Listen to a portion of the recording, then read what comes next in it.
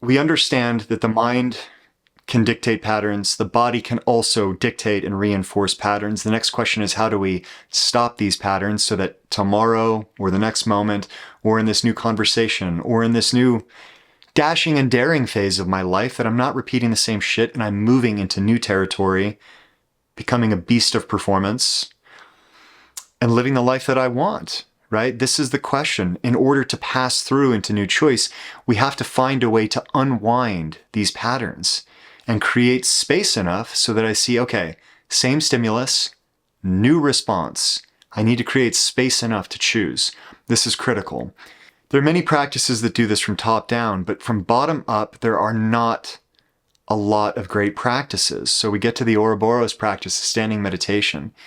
What practice allows us to integrate mind and body and create space from those conditioned thoughts and actions and choose something new? We've got to get to center first. So I'll draw this out. Hopefully you are by now aware that we've got a person torn between several skins and modalities. We've talked about the warrior. We've talked about the shapeshifter.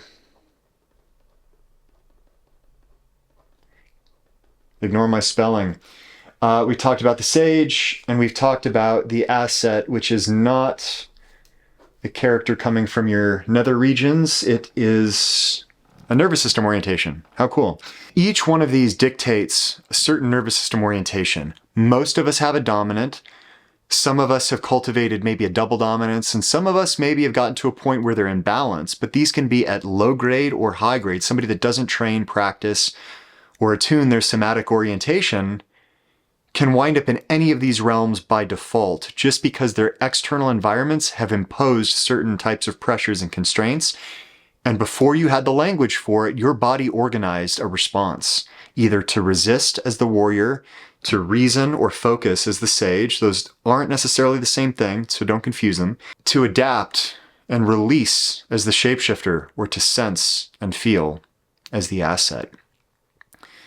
We've covered that in other videos. If you don't know your dominant one, quiz, link in the description. Take it, learn it. Why not? Pause the video. You should know this about yourself.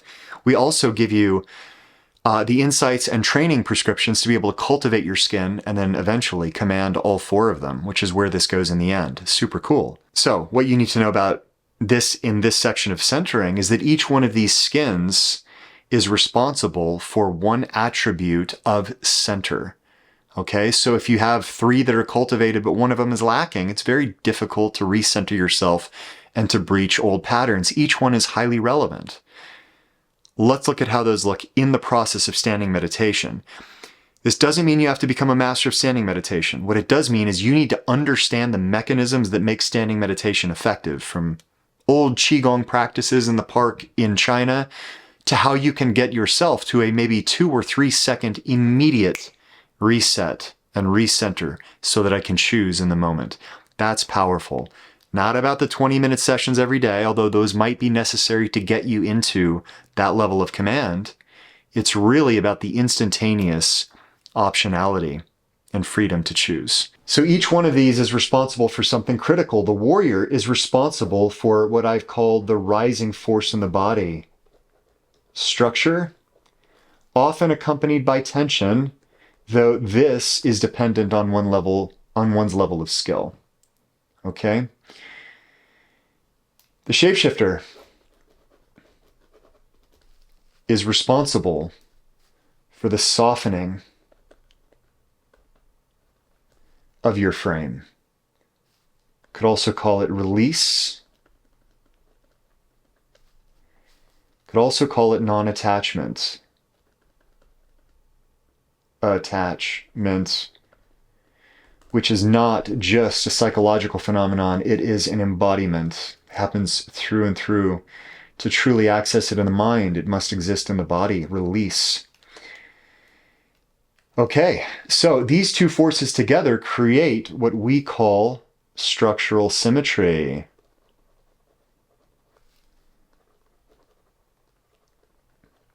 Or better known as balance.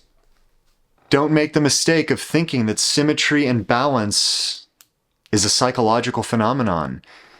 Practice this for any length of time and you will quickly see that the body dictates more of how you are in the moment than what you think the mind is. Most of this is spinning, but as soon as the body accesses true balance and center, all of a sudden we're able to move beyond all those patterns.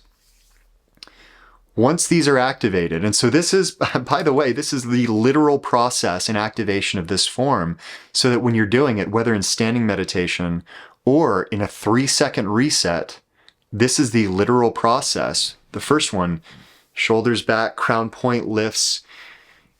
Use enough tension to structurally set yourself, elongate the spine, set your bones, stack your bones, and then release all unnecessary tension. That's the warrior followed by the shapeshifter in real time. That took 2 seconds, okay? Now we're going to get into the other two. The next one that we activate is going to be the sage. The sage controls focus. We could also call it concentration. But the easiest way to think of the sage or focus in this moment, if here are the eyes and I'm looking here, fix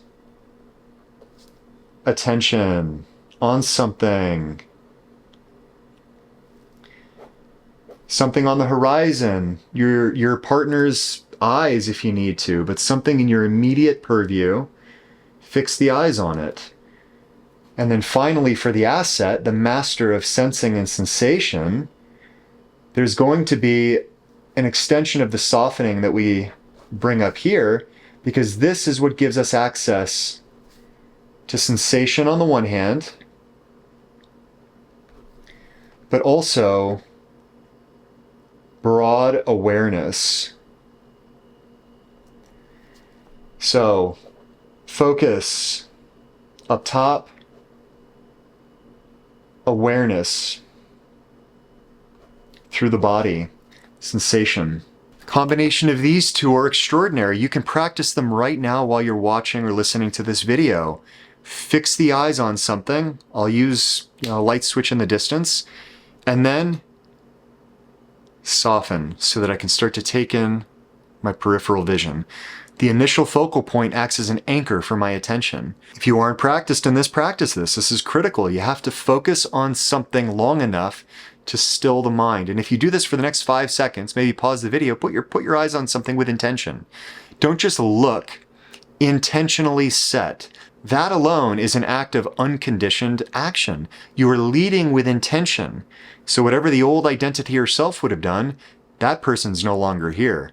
I am dictating where my eyes are, and therefore my attention. And you'll notice very quickly, the mind gets still. Okay, so we have specific practices that underlie each one of these attributes and orientations. The one we use for this is reverse counting, to constantly fix and refocus attention over and over. But once that's done, the mind starts to still, the noise goes away. Now when we soften, it's having attention relatively anchored, but I'm now expanding sensation through the body, awareness through my perceptual field and peripheral vision. Now I'm seeing and fixed, but I'm open, sensing and receiving. I'm not just patterning, repeating the same shit over and over. I'm now in a relationship and a conversation with my environment in a way that's authentic and unscripted. This is the process. Warrior, shapeshifter, sage, asset. And then in the next few moments, I have an opportunity to see, to feel in a way that isn't automated. It's a conversation. And now I can choose what might be the best response. Maybe it is tensing and resisting if I'm actually being physically confronted. If it's not a threat, but I'm having a stress response, maybe it's softening, sensing, and listening in a different way. These are the options and choices that we can create from true center. Extraordinary. And finally, the breach. Now, I've already hit this through the other 2 points, but I want to land it and make sure it hits home. We can associate those patterns as points of identity. We can say that maybe our personality has 2 elements to it. One is how we choose to show up when we're consciously aware, and the other one is, well, how do we just act all the time. That one is often dictated by this full spectrum of looping thoughts and repeated bodily orientations, nervous system orientations. The breach comes when we find this space and center, we activate the reset, and then in the next moment, we choose. This can come in many forms. This can come through maybe a psychological shift or releasing. But what I'm trying to get you to see is that the relationship between these two is incredibly powerful. It's powerful when it's unconscious because it dictates all of our choices and actions without us getting it or seeing it. But once we become conscious of it, now what happens? I can choose to be the warrior when that isn't my default. I can choose to be focused when I feel overwhelmed as an empath. I can choose to release if I'm entering with too much tension or bracing. I can release that from the system and become open and accepting. That is powerful. And it doesn't mean that I'm like choosing to be a different human necessarily, but from the outside, it starts to look like a personality shift. Aren't you normally like this? Aren't you normally reactive? Aren't you normally a bit too passive and kind of laissez-faire? Where's this coming from? And it's like, well, yeah, we can be anybody. Our nervous systems are imbued with tremendous range. On the one hand, we need to cultivate that from the capacity side. We talk about in the Somatic Skins, we talk about that in the Grand Formidable, both books linked in the description. And we coach it at the Prestige. Come join us. It's amazing. So we need to train the capacity factors that underlie each one of these skins. But once we find neutral, I am no longer at the beck and call of the unconscious orientations of my past. That's incredible. So if I've always shown up as the asset or the shapeshifter, but this moment needs a different version of me, maybe I'm working on a project, maybe I want to write or finish a book, but I keep getting a chapter in and then I'm saying, well, you know, if it happens, it happens. A shapeshifter dominates. Maybe that's my profile. What would that look like if I have a little bit more warrior, present warrior, conscious warrior activated? And that's not a mindset, it is an orientation. Instead of this, I'm here for the next 5 minutes. Does that get me through this writer's block? Does it get me back into a point of engagement when the process becomes hard? Each one of these skins is a superpower and an orientation that can give me access to versions of myself that I don't often experience. Incredible stuff. So that's what I got. I mean, coming full circle, getting back to the premise of the Ouroboros, this works on two sides of the same coin. The first aspect is the unconscious repetition, the default mode network repeating itself, and then the conditioned bodily patterns that reinforce thoughts, that reinforce emotions through circumstances that are long dead, right? Snake eating its own tail, a victim of its own patterns. The second part of it is, if we can find center and breach that pattern, all of a sudden the Ouroboros becomes a state of empowerment. I can use this awareness, this conscious awareness, and this somatic reset to be able to access versions of myself that don't exist and destroy the loop. Yeah, super cool stuff. So again, we coach this stuff at the Prestige with so much more, our Performance Somatics community. Part of that is looking at the hardware that dictates how we show up from one moment to the next. And the other part of it is Lindsay and I have a whole host of powerful tools from decades and decades of coaching. So we mesh all these together in powerful coaching circles and extraordinary and unique events. Man, they're cool. Next one, Somatic, Rise of the Asset. Brilliant, in about a month. But yeah, reach out, see if it's the right thing for you. And if you take the quiz and know your skin, haven't done it yet, what are you waiting for? It'll put you on the newsletter and it'll give you a little bit of an orientation over a few days just about how we help people achieve their next great horizon, which is what we're all about.